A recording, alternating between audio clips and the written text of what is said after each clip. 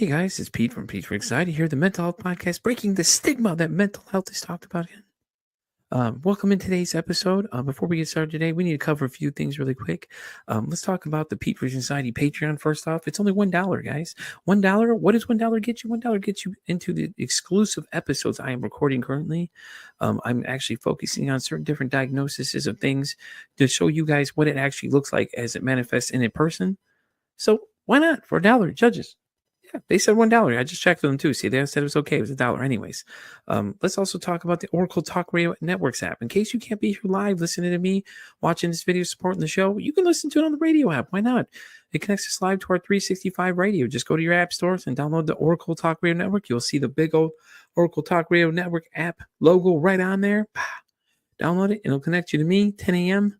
Central Standard Time, 3 p.m. Central Standard Time, to Pete for Anxiety when I'm live doing my thing right here, informing the world and raising mental health awareness. So where are you going to be? 10 a.m. Of course. Come on. We just talked about this. Pay attention for once. Damn. Do y'all know how to listen? And as always, guys, like, follow, and share the YouTube channel. If you guys like what you're seeing, leave some comments, man. We want to know. I want to know if you like what we're on. You want to be on the show? Let me know. Hit me up at PeteVersusAnxietyPod@gmail.com. And as always, guys, enjoy the show. And by the way, did I mention to like, share, and subscribe to the YouTube channel as well? Yeah, okay. I just want to make sure because some of y'all are hard of hearing in the back, may have to yell loud or get a megaphone or something. But, anyways, let's get today's show started. Y'all have a great one. Enjoy. Guys, welcome into another exciting episode of Pete versus Anxiety, the mental health podcast, breaking the stigma. The mental health is talked about enough. My guest today is a 3-time award-winning best-selling author with over a dozen published books, with the most notable being The Ultimate Path to Forgiveness, Unlocking Your Power. She's also a speaker, a forgiveness and transformation coach. Please welcome in Katharine Giovanni. How are you doing today? Thanks so much for having me. I appreciate it. Well, I appreciate you being here so much. I was so glad when you reached out to come on the show. I was like, heck yeah. Katharine actually pointed out the fact that we have not talked about forgiveness. So that's why she's here today to talk to us. That's true. Everybody, but the thing about forgiveness, Pete, is everybody tells you to forgive. Your pastor, your teacher, your parents. Nobody teaches you how. Exactly. How? And what if you don't want to? What if it's an unforgivable act? Then what do you do? Yeah, I teach the how. That's true. That's very true. That's pretty true, though. I didn't think of it that way, though. What if you can't get forgiveness from somebody? How do you deal with that? I have a system that's a step-by-step system that takes you straight through forgiveness so you can get the people out of your head. Yeah. Do you have a name for the system? Well, it's called the Forgiveness Matrix, probably because I'm a Matrix fan. But on a 10 scale, with 10 being an unforgivable dumpster fire, horrific thing. Yeah. And 1 being the easiest person in the world to forgive. Yeah. Every single person, and probably you included, my friend, are thinking of their number 10 person, the person who hurt you the most, that completely wrecked your world and took the wind out of your sails. That's fair. Exactly. So my system is designed to start from the easy ones. Because at the end of the day, that's why you don't want to forgive, because your knee-jerk reaction is to go to that most horrific thing. Yeah, true. Or the person who messed up your head the most, or the person you're mad at the most. But if you start at the other end of the spectrum, well, it's a little bit easier, isn't it?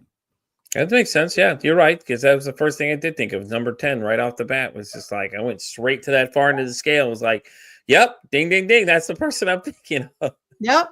And at the end of the day, the person who stole your parking space yesterday at the grocery store, you can forgive that person. Yeah. The person who stole your backpack back in grammar school, you can forgive that person. You're an adult now. Yeah. The person who cut you off on I-95 South, you can forgive them. Your football team that lost the Super Bowl. Okay, enough time has gone by now. I think you can forgive those people. Easy forgiveness people. Right. Yeah, no, I get you. That makes sense, though. I mean, you started small, then work your way up to the bigger problems, and it just, yeah. A few things about forgiveness that trips everybody up. First of all, just because I forgive you doesn't mean I want a relationship with you. Exactly. I probably don't, to be honest. And just because I forgive you, this trips up everybody. Just because I forgive you doesn't mean I'm all of a sudden giving in. It doesn't mean I'm giving you a pass and saying you were right and I'm wrong. That's not what it means. That's actually wrong. And I think it stems from our childhood when we're in the playground and somebody gives us a black eye and the teacher comes over and says, now forgive each other, children, and go off and play. And you're thinking, but they gave me a black eye. I don't want to forgive them. Exactly. But you're supposed to. So we connected some dots that should never have been connected. Forgiveness, the formal definition for me, means I want you out of my head. That's it. I want you out of my head. I want to stop thinking about you. I want to stop dreaming about you. I'm not going to reach out and call you because in my world, forgiveness is selfish. You do it for you all alone in a room. You don't have to reach out and call anybody. You don't have to tell anybody you're doing this. That being said, since I'm not calling anybody, you can forgive dead people too, because where they are or are not doesn't matter a lick, because if they're alive and well in your head, it can be forgiven. Exactly. I love that though. That makes perfect sense. So, because I feel the same way. Number 9 on that list of people there is right there with the one of those, like, I'm not calling you because I know with this conversation isn't going to get anywhere. It's pointless. Yeah. And you hit it right on the head. It's like, I'm not calling you, and it's like, it's scary because number 9 is actually my mother, who abandoned me when I was 10 years old.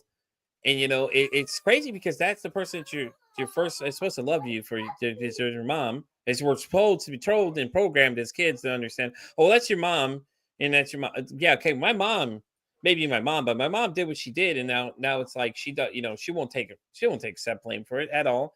And that's when it comes to forgiveness. It's like, how do you forgive yourself or forgive that person and not get forgiveness back? You know what I mean? And that's just one of those things you're going to have to eventually deal with anyways, because I know that I'm not calling her to get the forgiveness because I know that conversation is going to go nowhere. It's going to be, oh, well, no, you're just making these things up in your head and they're not real. And then it'll just turn into the whole situation of just, oh, you're the crazy one, or you're gaslit to think that you're the one that's the problem when they're the ones that did this thing, in the beginning of this whole thing, and it caused all these problems all these years.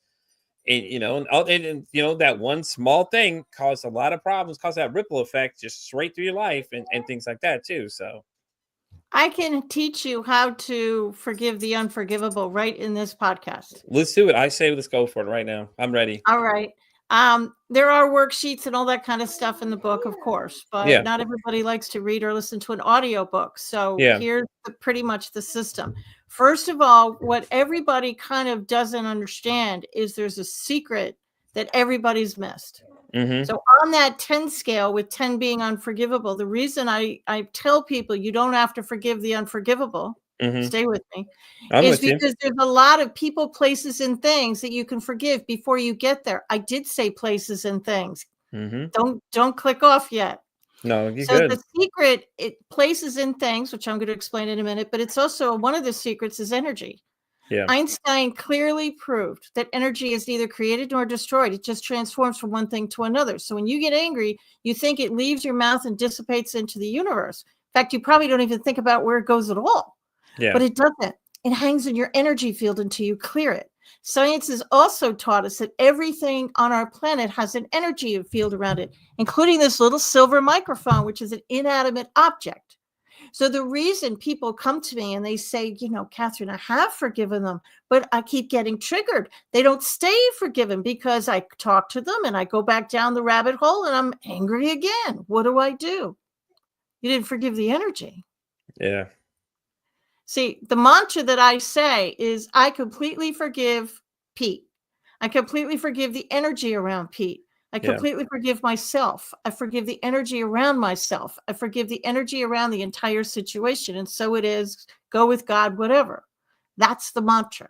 It's nothing special. You don't have to hold crystals unless you want to. You don't have to burn any incense unless that's really what your deal is. Go for it. You don't have to reach out and call these people.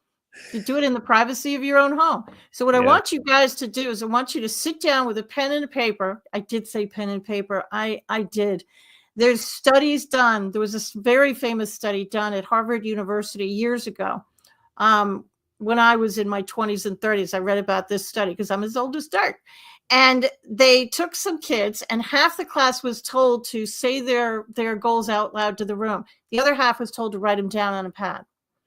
The kids who wrote them down on a piece of paper were twice as successful as the kids who didn't, because they followed the kids through the years. So magic happens when it goes from your head all the way down your arm and you're writing it down on a piece of paper. Things stick more. They come sticking, right?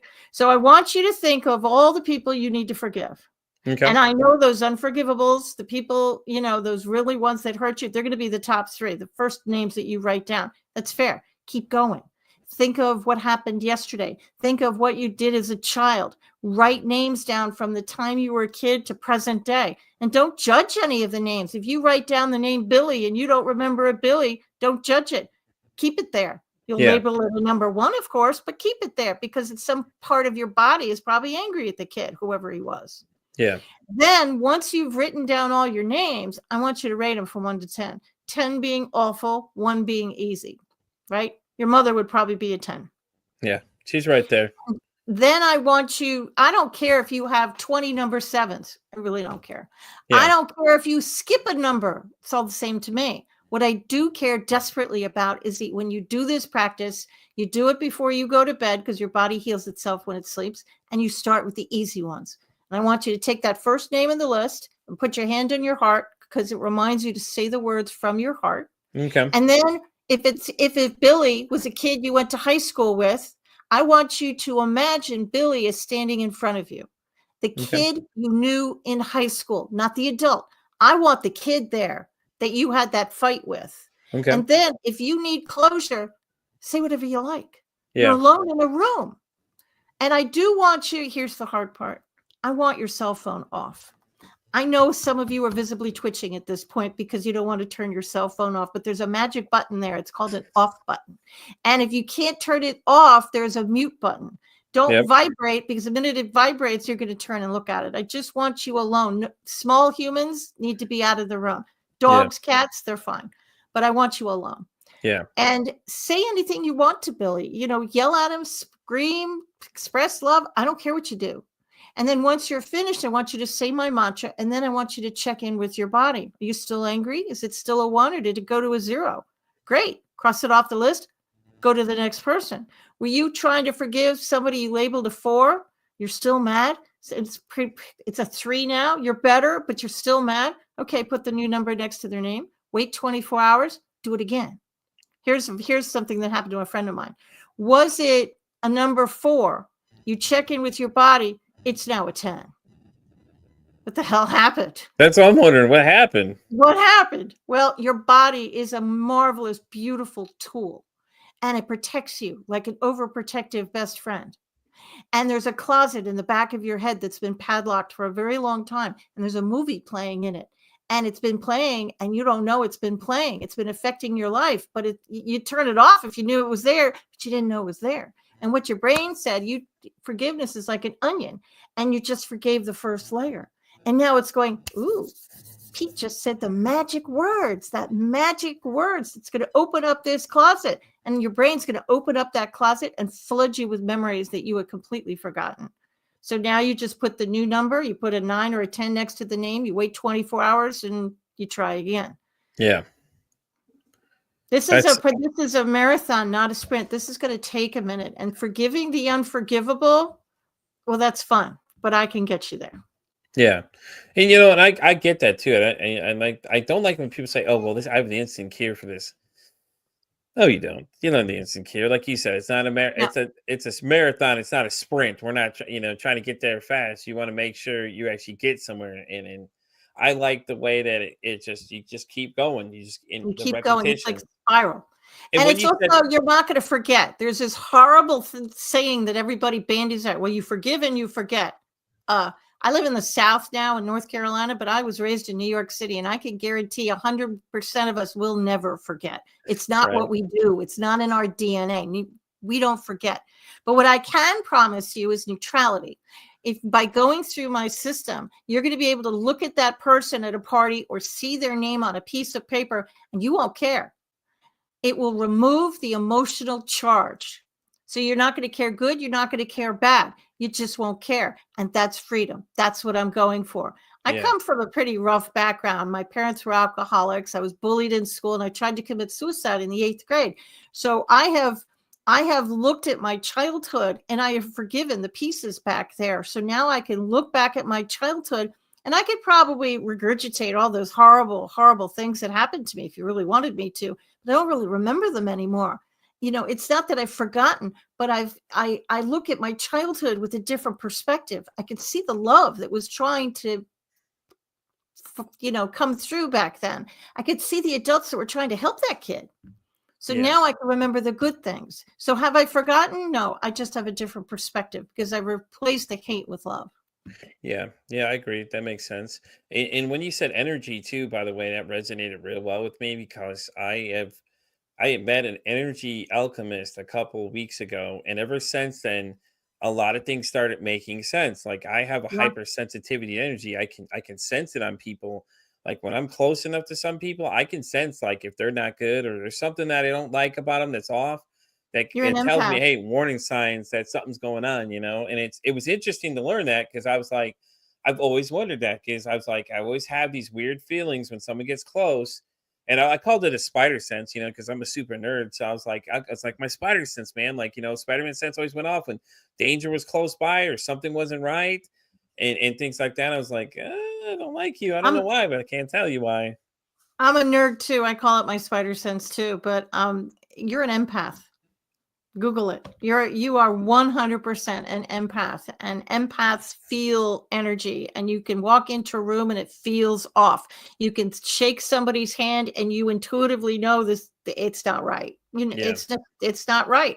And then maybe you ignore what your empathic sense is telling you. So you hire the person anyways because they've got a great resume, they look good, they sound good, they've got the references, and 3 months down the line, everything blows up and you say to yourself, I knew I shouldn't have hired that person.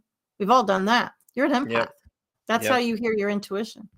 yeah. That's true. That does work in a lot of That's a scenarios, whole nother rabbit hole we could go down. right? But Yeah, when but it yeah, comes you're to right. forgiving, I kind of want to talk about how to forgive your mom. Definitely, let's do it. So I had the same problem, and I had to forgive my father. Yeah. And when I said my father was I had more than one number 10. Everybody does, but we'll just take dad because it's a good example. And he's passed away. So this is me forgiving dead people. There you go. So I really didn't want to forgive my father because I was mad. And to be really honest, I didn't even want to forgive the energy around the guy. I didn't. I didn't want any part of it. So I picked apart the memory. Everything in our world has an energy field. So let's say you're driving down the road and to go to work, you need to make a left. But today, for some reason, you decide that spidey sense kicked in. You Hmm. decided to make a right. It still got you to the same location, but you just the long way. It was a beautiful day. And as you're driving, you see your old high school kind of out of the corner of your eye because it took you right by the high school. And by the time you get to work, you're grumpy.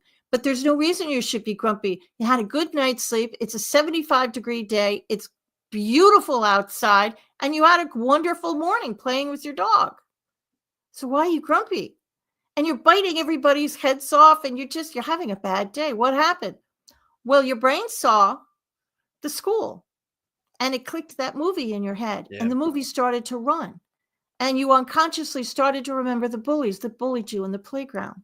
So how are you gonna get rid of that memory? Well, I want you to pick apart the memory. So if you're not ready to forgive the bully or my father in the example, pick apart the memory. Yeah. I forgive the school itself and the energy around the school. I'm actually not kidding. Forgive the desk that you sat at and the chair that you sat at and the energy around those items. Forgive the playground. Forgive the grass. Forgive the dirt. Forgive the swing. Forgive the kids who stood around and didn't help you. And forgive the energy around these things. So now your number 10 memory is probably down to a 9. I still haven't forgiven the bully. Did the same thing for my father. I wasn't ready to forgive him. So I had a lot of memories with my dad. So I picked one random night. He used to get drunk and he used to love to keep us at the dining room table and lecture us. And I was a kid. It was probably not hours, but it felt like hours. You're right. And so I wasn't ready to forgive Dad, but I forgave the table, the energy around the table. I forgave the chair I was sitting in. I forgave my brother for not sticking up for me. I forgave my mom who just sat there. I forgave my childhood home, my childhood bed, the kitchen. I forgave New York City because that's where I grew up. So you pick apart the memory. And I got that number 10 down to a 9. I still haven't forgiven Dad, but I got it down to a 9. It's like, okay, am I ready to forgive just the energy yet? And I was. Still haven't forgiven Dad. Couldn't forgive him until I got it down to a 7 or an 8. Then I was kind of ready to make my first pass. It didn't stick, but I made my first pass. I kind of chipped away at it because forgiveness is like an onion, and there's layers to this stupid onion. And you would just have to go through the layers. This is a marathon. It's also called shadow work. But eventually you can get it down. Now, what if this was a traumatic event like a rape or a murder or something really, really horrific? You may never be able to forgive the actual person, and that's completely fine. It's completely fair. There are unforgivable things in this world that are completely unforgivable that I would never forgive. But there's other things in the memory that you can forgive to release the pain. You could pull apart the memory, and you could forgive yourself and the energy around yourself. And that should be just enough to help you move forward with your life. Forgive what you can and keep going. Yeah, that makes sense. So, I mean, just do it little by little, start dissecting it, and just kind of like you said, peel back the proverbial onion as you go, and you just start forgiving like the whole situation, Right. Like, and it makes sense, and just by you saying that, I'm already down. She's down to about an 8 now because I'm just thinking, because I'm just thinking forgiveness for all these other things that you're just listing. I'm like, she's right. Forgive for these things, forgive for that things, and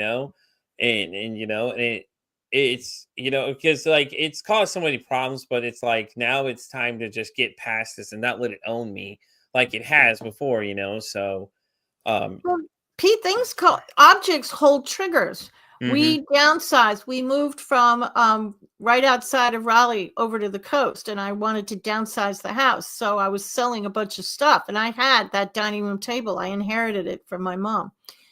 And so I went to my adult sons and I said, do either of you want this table and chairs? And my older son looked at me and he said, no. And I smiled and I said, why not? It's a perfectly decent table. He's like, Mom, that's the homework table. I wouldn't have that in my house if you paid me. Because it had a trigger. He remembered doing homework there.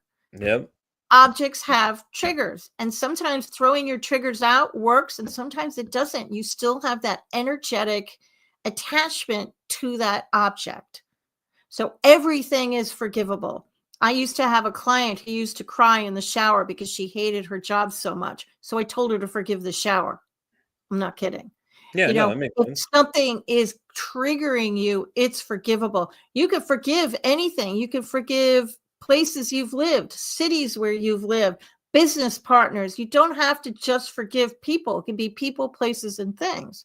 Yeah. You can forgive politicians, dare I say. Won't go there. You can forgive the war in the Middle East. What's it going to do for the war in the Middle East? Absolutely nothing. But it's going to do brilliant things for you.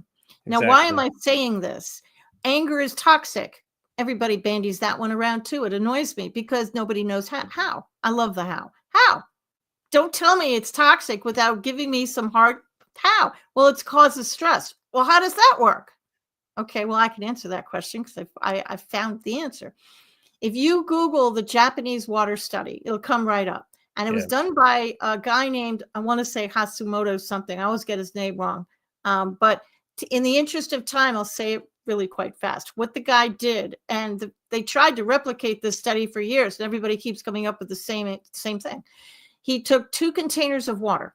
One container of water, all he did was talk to it. That's it. And he spoke these loving words to it. The other container of water, hate. The most hateful words that he could think of. He spewed hate at this container of water.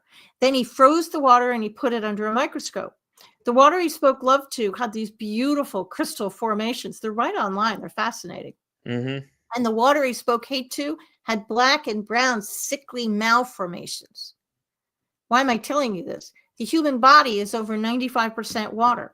So when your self-talk is bad, when you're filled with hate, and self-loathing and anger, and you're holding a grudge and resentment, what do you think you're doing to the water cells within your own body?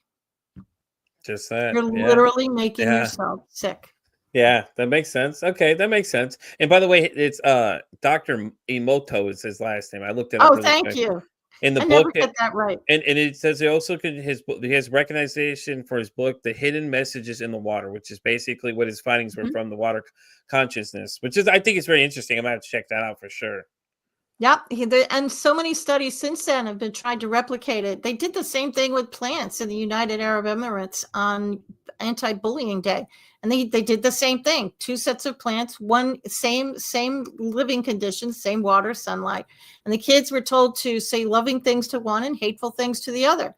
The plant that they said hateful things almost died. Yeah, I have a plant downstairs I talk to, and we call him Grandpa. And Grandpa, believe it or not, is 31 years old.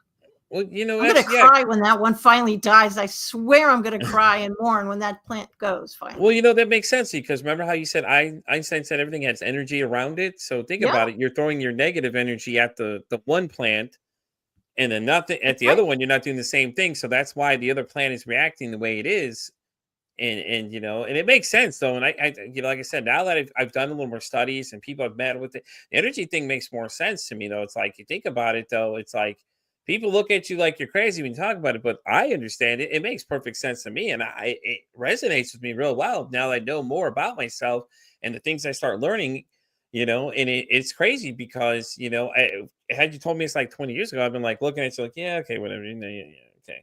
You know what I mean? But now it's like, oh yeah, that makes perfect sense to me, you know. And then the crystal things, and you know, all the different formulations of what everybody wants them to be. You know, everybody believes you know crystals have the energy around the two, like everything does, like Einstein said. You know, and it makes sense though because you know, and a lot of it makes sense now that I'm learning more as I go, and stuff just starts falling into place, and it's so great because then I start having these realizations like, oh, that's why I have these feelings, or why I feel this, or why I feel that. And it's great because you start to learn new things. And that's a great thing with this podcast is like, since I started from the beginning to now, the wealth of knowledge I've learned just from different people I meet is just so great because now I can share that with other people. I'm like, hey, listen, have you tried this before?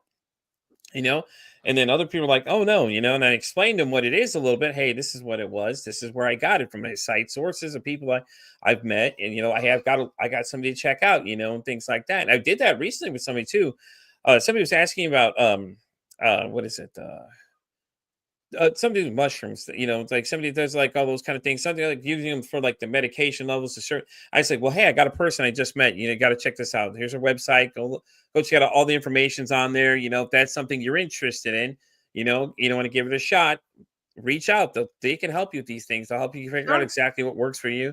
And things like that, you know. So I love it though. I love learning new things like this, and it's great because it resonates with me at the same time as well. So I'm even more excited because now it's something I'm really into. Well, remember, just because we'll use your mother as an example, just because she's still alive, I take it. Yes, ma'am. Just because you're going to forgive your mother doesn't necessarily mean you want to make amends or have a relationship with her. Exactly. There's boundaries in place for a reason. You can keep those boundaries in place. You don't even have to tell her she's done it. You know, if the person you're mad at, not your mother, but whoever you're forgiving, needs to make amends of some kind, they're still going to have to do that. You're not giving them a pass. You're not saying, okay, I'm giving in. Forgiveness isn't weak. It's a sign of strength. You're doing it for you because you're the prisoner. Buddha says the most brilliant quote, and he says, anger is like drinking poison and hoping the other person dies. That's actually pretty good. Actually, it makes sense. I love that quote. And this is the first book of 3. I just finished the first draft of book 2, and book 2 is about how to forgive yourself, a deep dive into how to forgive the unforgivable and how to forgive money. That's interesting too. Forgiving money is an actually interesting concept, honestly, because money is energy, is it not? Exactly. That's exactly where I was getting at. You see, you followed me on that one. So what is book 3 about? Do we know yet? Or is that just kind of still under work a little bit? Or we cannot? I know what it is, but it's going to stretch everybody's brain to the point it's probably going to make people bleed. So I'm purposely, it's kind of going into quantum forgiveness, and it's taking this forgiveness step like 30 steps forward. And it's the ultimate of intergenerational trauma healing. And that's why I'm leaving it for last. Oh no, I get that completely. Makes sense. And that sounds like we may have to have you come back when that third book comes out and talk about that one, because I'm very curious now to know what that one's. But I love it though when people publish books and stuff, because I actually finished reading a breast cancer memoir, and remember your profile says that in there too. Yep. I actually read this memoir by Erica Newbert. Is called the mastectomy I've always wanted. Okay, so she had a double mastectomy. And what she did is she gave it a face, and it was so powerful to me, because it's like, it doesn't apply to me 100%, but then it also gives you the perspective of what she was going through and, her thought process of things. And then when you get to the second half of the book, that's when the real stuff starts happening, is because you start seeing these pictures, and she starts showing these pictures of the whole procedure afterwards, all the aftermath and everything else. And it's so powerful because it's like, this woman's showing everything to you. Like she's bearing it all to show you and give it a face, which is amazing, because nobody else knows what it looks like until now. Now it has something you can look into and go, okay, that's what it looks like. Even though it looks like Frankenstein or a Saw movie had sewed the poor woman back together, the doctor constantly kept telling her, hey, no, listen, it looks good. It looks good. And she's like, where's the goodness? I look like Frankenstein at this point. I do too. I had a double mastectomy myself, but here's the thing about my forgiveness system. I forgave breast cancer. Yeah. And I forgave the energy around breast cancer. That was my mantra. I completely forgive breast cancer. I forgive the energy around breast cancer. I forgave the chemo chair, the infusion chair. I forgave the 10 operations. I forgave radiation. I forgave every aspect of it. People, places, things, the building where I had to have it done, the hospital where I had the operations. And I can't tell you how liberating that was for me. And now I'm not cancer girl anymore, because I don't spend my life thinking about it anymore. Yeah, no, and I get that. That makes sense though. I mean, I just thought it was interesting when I read that, and I was like, wait, I just read a book about this kind of stuff. And it was just like, man, okay, this is kind of interesting, because now I know something about this, and it's great, because I had an aunt who had the same thing too. She'd gone through breast cancer herself, done the chemotherapy. She's not going to open up her chest and say, see, this is what it looks like. See, by having somebody actually open up the back door and say, come on in, if you really want to know what it's like, come on in, is brilliant. Absolutely brilliant. I thought it was amazing myself. And I'm a male speaking, about this thing. And I read this book, and I told people I was reading this book, and you should have seen the looks I got from people. What are you reading? What is it called? I'm like, yeah, this is what it is. Here, let me show it to you. And I show it to them, and they're like, what? I'm like, oh, listen. I'm like, don't even start judging a book by its cover, as they say. You got to read this thing. This thing is powerfully great. And the great thing was that I liked the poems. So what came out was that Erica said that these were actual ones that were from her own personal diary that she had done. And I was like, man, maybe that's why I enjoyed them so much, because you could just feel the fact that you could feel the emotion coming off it alone. As soon as you start reading these, you're like, man, these are really good. You're an empath. You feel more emotion than most people do. It's your superpower. It's your spidey sense. Most people can't do that. I'm an empath too, which is why I recognize it. As I was reading that book, I was feeling it, dude. I could just feel the energy, man. And it was great. Oh, it was amazing, though. And it was great. And now I'm reading another one, which falls a little bit to where my number 10 is at. My ex was a narcissist, and it was like, it lines exactly up there. And I could feel exactly what this person is doing. And she was actually on the show. The author of the book was actually on the show, too. And we were talking about it, and I was like, man, are you reading my mind? Because I'm feeling exactly what you're saying right now. And the funny thing is when I got the book sent to me from her, she lived about 30 minutes away from right in the same area I was. So it's like, wow, what a coincidence that you're dealing with the same thing I was dealing in the same area I was in and everything else. And it's just crazy, because it's like the universe put us in the same path together. And the fact that, I'm empath, I could feel it. Like I could feel that, because I'm like, I went through it too. So I could totally relate to her in that subject. There's no such thing as coincidence. I'm starting to realize that too as I go, and it's just like, I feel like everybody meets everybody for a reason. Everybody's put everybody's path for a reason. And it starts making sense little by little too. I don't believe in failure either. And because I feel that you either win or you learn. That's true. It. I do try and not learn the same things twice. There is that. Right. Try and learn the lesson only the one time. Yeah. But we're only human after all. Exactly. That's very true. I like that point, though. And and I love when you said sports fans losing the Super Bowl. I was like, oh, Catherine, that hurt a little bit because I'm a Kansas City Chiefs fan. We lost, and it was Oh, it just like hurts. It's a gut punch. it hurt. It hurt a little bit, and then because I was doing a lot of bantering for them, cheering my team on. So maybe they're not a level 1, maybe they're a 5. But here's a visual for people if you want to know really why you want to forgive. Here's a really good visual image. And if you're listening to this broadcast, I'm going to talk you through it anyways. Definitely. I'm holding a purple coffee cup to the side of my body using one hand. And this cup represents anger, hatred, bitterness, resentment. But look at my body language. You and I can have an easy conversation. I can handle my anger. It's easy. I can manage it. It's not a problem. It's not a problem. Not very heavy. When you first get angry, you can hold it off to the side easily. But if I don't take things out of the cup, so I don't start forgiving things, humans irritate other humans, don't we? So and families will really mess you up. So I'm going to still put things into the cup. So now I'm using 2 hands to hold on to the cup. My life hasn't stopped yet because I can still hold it off to the side, but it's getting painful and it's starting to creep into my conversations. If I continue to hold on the cup and I don't let anything out, and all those water cells are turning wonderful blacks and browns, now I'm holding the cup in front of my body. My life has stopped. It's permeated every conversation I have. I'm dreaming about it. I'm talking about it. I'm spinning the stories funny, but I'm still saying it. And I'm missing opportunities. My dream career just walked by and I didn't notice it. Why? Because I'm too focused on the anger.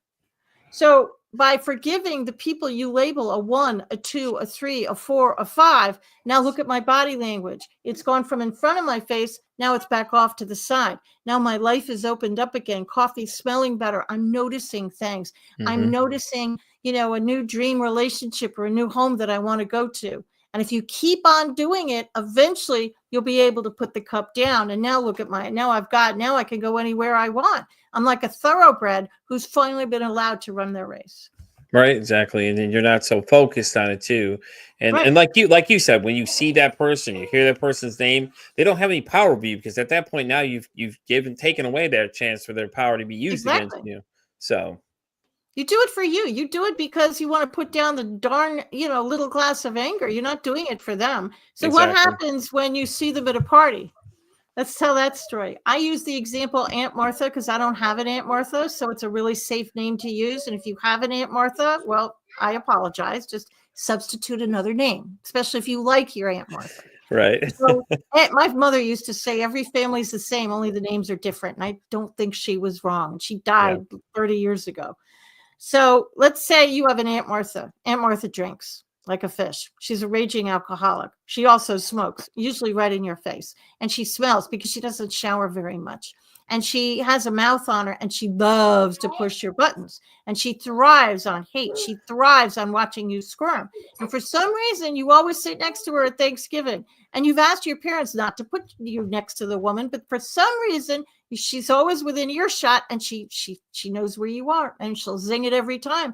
And you don't want to go to Thanksgiving because she'll be there. And then when you leave, it takes you a week to unpack it and come back down and be yourself again. So what do? Well, I want you to pick about 3 memories, 3 Thanksgivings with Aunt Martha, the ones where she was really the most hateful and the most drunk. And I want you to pull apart the memories. Forgive the table where we sat. Forgive the chair she sat in. Forgive the chair you sat in. You don't have to forgive Aunt Martha yet. We're just forgiving the things. Forgive the house that you were, the turkey in the middle of the table. Pick apart the memory. The people who just stood or sat around and just watched the show because it happens every year. And then maybe try and make a pass at Aunt Martha. And then wait 24 hours and try it again. So by the time you get to Thanksgiving, what's going to happen? My Aunt Martha is still going to be Aunt Martha. She's not going to change, but you did. So her words are going to be like water running off a duck's back. You're not going to care. You're literally not going to care. And you probably will laugh because when you go, you're going to expect it. And even if she says those zings that used to bother you, doesn't bother you anymore. You're almost like, oh, bring it, make your best shot. You don't care. Yeah. And that's the brilliance behind it. But some of the stuff that's going to start forgiving is not, it's not, there's another side of the coin. Like energy attracts like energy. So Jim Rohn said, he's a very famous motivational speaker, said you're the sum of the 5 people you spend the most time with. So who are you spending your time with? So when you do this process, you're going to attract people into your life that think the same way. They're on a positive path. They're forward motion. They're getting better with their lives. And you want these people. These are the people you want to spend time with, people that are better and smarter than you. But on the other side of the coin, you're going to have people you've been running with for a long time. They're going to ghost you and leave your life. They're jackrabbits. Why? Because you're scaring the crap out of them. You're starting to change, and they liked the old you. So instead of hanging with you, they're just going to leave. Happened to me with some very close friends of mine I still haven't heard from. Then you have the saboteurs, usually family, usually people you live with. They like the old you. They like the broken you. They like the angry you. They don't want you to change. So they're going to try and sabotage it. So it's up to you. Who do you want to spend your time with? At the end of the day, that's your choice, because you're going to start to change. You're going to start to feel better. And people are going to notice, like, Pete, you're doing something different. Did you lose some weight, or did you get some? What are you doing different? You just look so good today. Well, of course you do. Your energy has changed. And you can either tell them what you're doing or not. Let it be a mystery. Completely up to you. No, I like that, though. You say that, that you attract people like-minded, because that instantly triggered a thought for me, is that since I've been doing this journey, I've attracted a lot of people, in fact, that all have the same thing. And it was by random I met some of these people too. They just came in and we just started clicking, and we still talk to this day. And we all have the same like-minded things too. And you just start bouncing ideas off people. And then you see these people fade off. And I always tell people, well, guess like they shouldn't have been in your life. Then that just means they weren't important enough to stay there. It's not, don't let that worry you. Focus on the people that are still here with you, that are sticking by your side, that you're hanging out with, just like you just said. Everybody that's still around you. And then you'll get those saboteurs that come in, because that's their thing. They like that kind of stuff. What they do. My father was like that. But it's called vibrational energy, and you're vibrating at a different rate than the people that you used to run with. Mm-hmm. And what that's doing, it makes them uncomfortable. That's why bullies bully, because you're vibrating not higher, not lower, just different. And if they don't understand it, they're going to try and stop it. So that's why people do that. That's why couples eventually get divorced, because they start to vibrate and do different things, and they become different people. So the energy shifts. I have a very funny story. Years ago, when I finally figured out vibrational energy, a group of friends of mine, we were in like a bed and breakfast kind of place for lunch. And the waitress came over. She took everybody's order. And then she came around to me. She walked to the other side of the table and just kind of lifted her chin like that. And I'm a customer service trainer. I used to train concierge. I did it for 25 years. So my concierge training kicked in virtually immediately, because I thought, well, that's kind of rude, but I ignored it. And then she ran back to the kitchen, ran full sprint. Again, I thought that was a little off. Didn't think twice about it. Thought, well, maybe there's something. The place was not full to require a sprint. So a few minutes went by and she brought our food. She politely, again, put everybody's plate in front of their food, in front of their place, until she got to me. Again, she went to the other side of the table and she threw my plate at me like it was a Frisbee. And it landed in front of me, and the food danced around on my plate. And then she sprinted back to the kitchen. I fully expected her to come out and sprinkle me with holy water or something. I didn't know what was going on. And a friend of mine who's really intuitive leaned over and said, she's scared of your energy.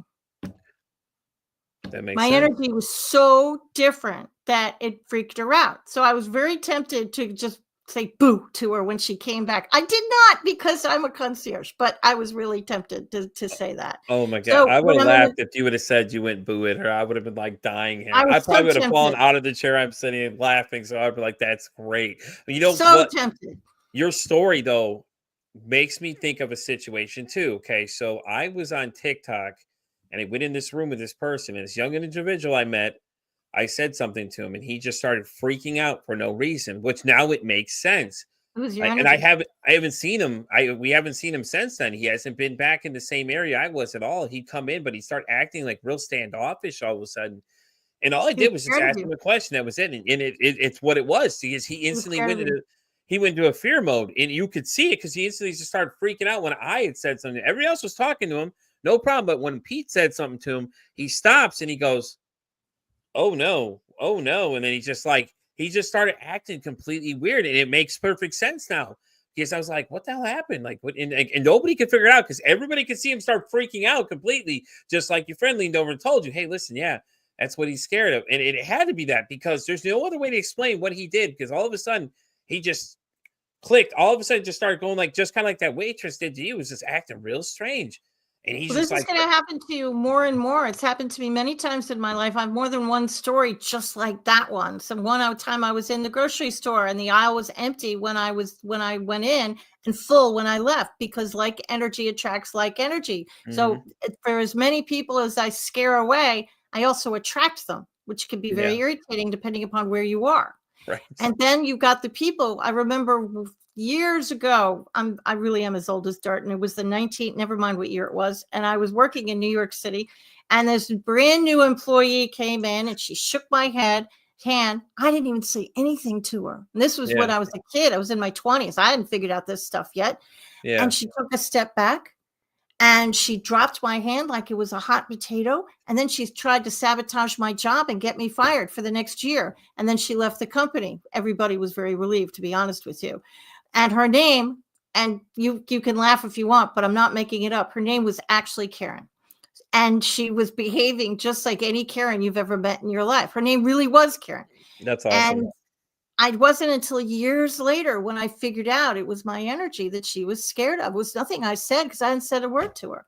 But this happens to everybody. And, when somebody does that to you, please don't take it personally. Or at least try and not take it personally, because the first time it happens, you take it personally and you say, do I smell? You see, you look down, is my fly open? Do I have food on my shirt? I mean, you kind of look around and stuff like that, but you don't. It's your energy. And eventually you get used to it. And it's happened again recently too, because there's a young gentleman that came to work with us. He came in one night, and the next night he didn't come in after that. So I'm like, it was your energy, scared of it. And like I said, I didn't do anything weird. I didn't do anything rude to him. I just basically gave him the rundown of how things work. I was very polite, very firm about what I wanted and things like that. And it was just like next day gone. And people were like, "What did you say to him?" That's the funny thing. I didn't say anything to him. That was the running joke for a bit. Well, what did you say to him, Pete? Honestly, nothing. I didn't say anything to him. You exist. That was the problem. Exactly. He got too close, and he felt that energy, didn't like it, and it was like, oh yeah, and it's like, I have the sense that you can tell usually when you meet people if they're gonna last, and like, I'm not doing a hard job. Like, I'm literally telling my boss, hey, this person isn't gonna work out, and lo and behold, again, Pete's right. This person doesn't work out. I'm like, I'm telling you, within the first like 24 hours of being around some of these people, you can tell whether or not they're gonna last and what we're doing. Because you can feel their energy. They're either a fit or they're not. I've been in stores that were empty when I walked in and full when I've left. And I've always had this knee-jerk reaction to send the owner an invoice saying, "You're welcome." Right. Start charging people.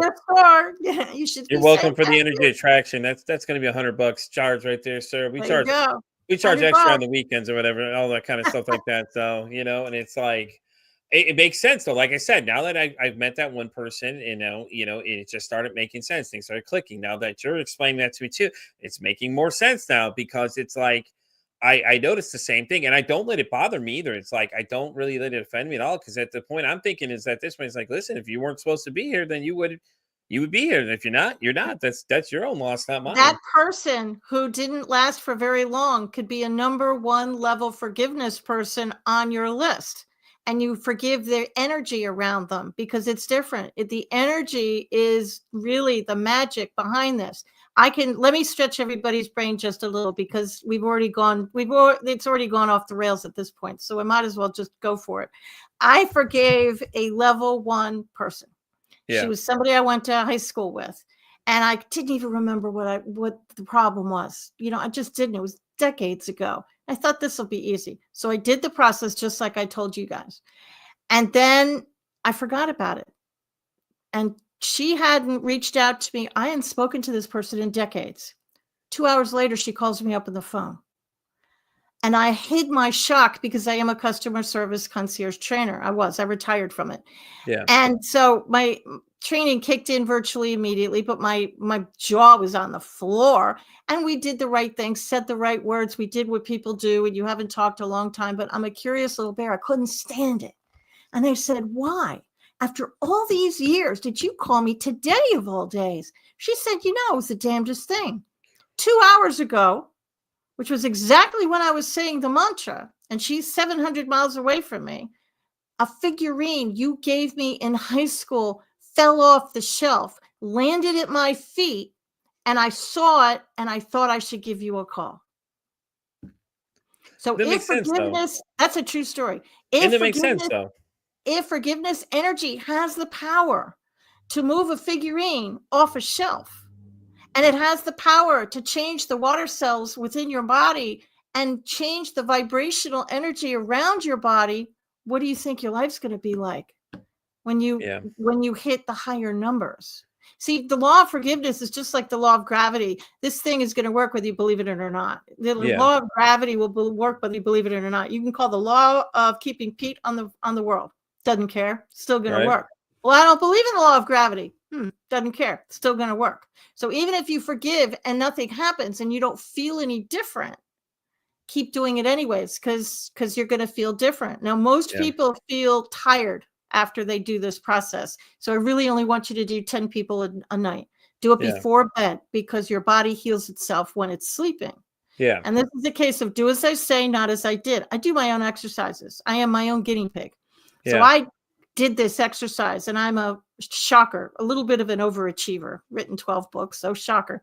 Right. And I wrote down my list. I wrote down, I must have had 40 or 50 people on the list. And I thought, this is going to be great. I'm going to be like a phoenix rising from the ashes. I'm going to be a new person. I'm going to be like a butterfly coming out of the cocoon. I'm going to wake up tomorrow morning and I'm going to be a brand new person. Okay. Didn't work out the way I thought it would. I did forgive many people on the list. I did. But I also spent the next 3 days in bed with what everybody thought was a stomach flu. It was not the stomach flu. Remember those water cells? My body didn't have enough time to transmute all of the decades worth of anger I tried to toss, and it had to get rid of the energy somehow. So if that happens to you, you didn't eat a piece of bad fish. It's just your body trying to get rid of that energy from your body, that anger energy. And a lot of people say their shoulders feel lighter. Some people feel energy move. I feel energy move from my solar plexus, which is in the middle of your stomach, kind of right above your belly button. My older son he legitimately feels his shoulders are lighter, and he gets really tired, like super tired. So that's why you do it before bed, so your body can heal itself. Yeah, makes sense. So, I mean, like you said, sleep has healing properties, and then a lot of times that's how we heal too. And that's why they say get, XYZ amount of sleep. Some of us don't even do that nowadays, but it makes sense. Like I said, everything makes sense now, and it's starting to make more sense. And it's like, now it's not strange coincidences to me anymore. Now it's like, okay, now it's all starting to add up. Because as you were talking about that, I'm thinking it's all clicking in my head. Like, okay, this is making more sense as we go. And it's great. Like I said, because now I understand more. And it makes a heck of a lot more sense now. And I trust my instincts now more than anything. And stuff like that because of that whole thing. And so far, it hasn't led me anywhere down the road. Like I said, I was at a point when this podcast started, was like, someone had said to me, oh, you should wait. I'm like, no, I got a feeling I got to do this. I'm like, I just got to go for it and see what happens. All right. So less than a week and a half in, already got a network offer from somebody. It's going to keep climbing. I'm very intuitive. And it just kept going. It's going to keep going. And it did. Okay, so beginning of the year, I opened my calendar up and it just exploded. So like this month alone, after we're done, I have 25 more interviews to do for this month alone. And everybody sends me the same question. They said, oh, don't you get tired of it? No, why? I'm learning something new every day. I'm getting something new, more knowledge.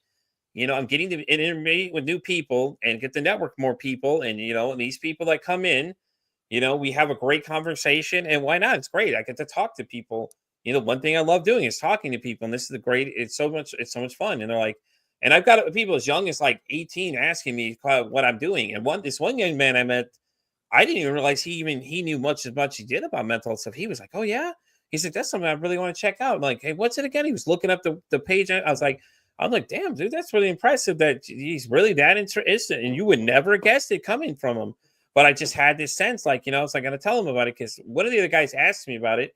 And then he overheard what I was talking about. He's like, so you got your own podcast? I'm like, yeah. I go, he goes, what do you talk about? I'm like, mental health, you know, stuff like that. We cover a whole broad different issues that people come on, share their stories. And you know, I always tell everybody that once you start talking and telling your story, someone out there is going to resonate with what you said. Sure.